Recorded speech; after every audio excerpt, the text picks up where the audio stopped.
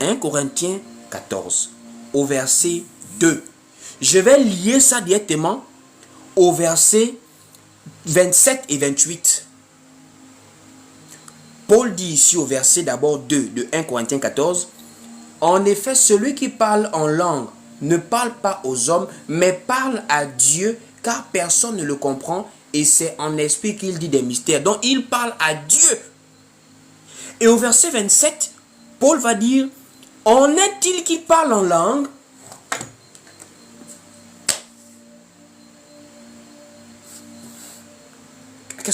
Est-ce qu'on a compris?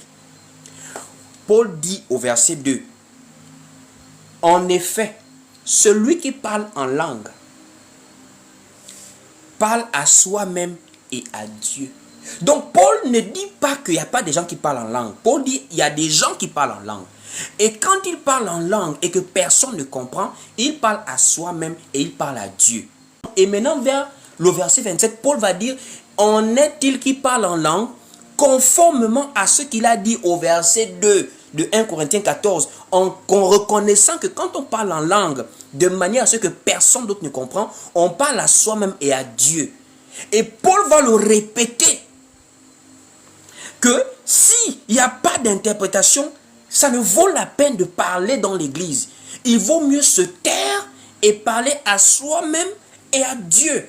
Donc la même chose que Paul dit au verset 2, il le dit au verset 27 à 28 en faisant comprendre que ce parler-là que nous parlons à Dieu là, c'est dans le cœur. C'est pas par la bouche.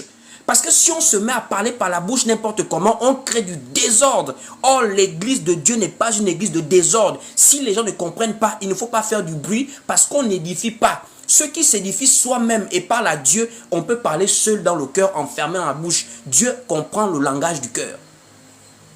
C'est ce qu'il dit au verset 27 à 28 de 1 Corinthiens 14. On va lire.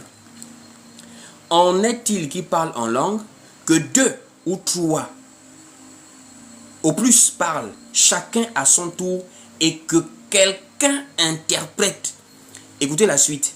« S'il n'y a point d'interprète, qu'on se taise dans l'église et qu'on parle à soi-même et à Dieu. » Je veux poser une question à ces gens qui font exprès de ne pas comprendre ça.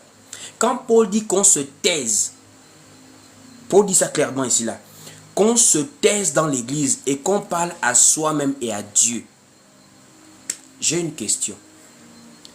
Comment Paul va-t-il dire qu'on se taise et qu'il dit encore en plus qu'on parle à soi-même et à Dieu, sachant